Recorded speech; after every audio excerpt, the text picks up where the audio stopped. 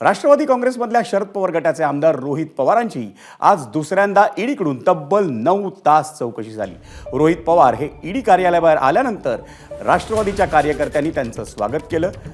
बारामती ॲग्रोमधल्या कथित घोटाळ्याप्रकरणी रोहित पवारांची ईडीकडून चौकशी सुरू आहे आणि याआधी 24 जानेवारीलाही रोहित पवारांची ईडीकडून तब्बल 11 तास चौकशी झाली होती।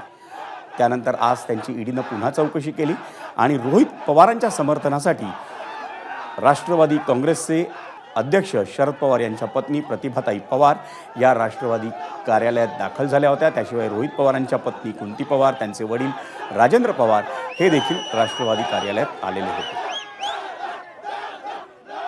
राज्य सरकारमध्ये सत्तेत असणारे आज या महाराष्ट्रामध्ये काम करणारे अनेक नेत्यांना जर वाटत असेल की आम्ही घाबरलो, त्यांना एकच सांगून द्यायचंय, याच्या आधी जे घाबरले, जे पळून गेले हे सगळ्यांनी बघितलेले आहेत।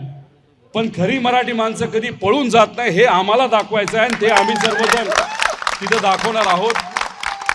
लढत असताना आज विचारासाठी लढायचंय, पण या विचारासाठी लढत असताना संघर्ष अटळ आहे आणि हा संघर्ष आपल्याला महाराष्ट्राच्या स्वाभिमानासाठी करायचा आहे। 8 तारखेला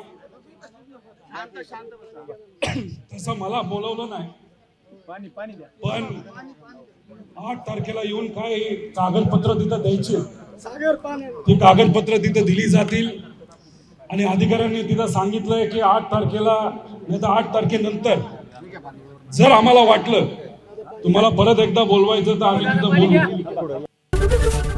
एबीपी माझा, उघडा डोळे बघा नीट।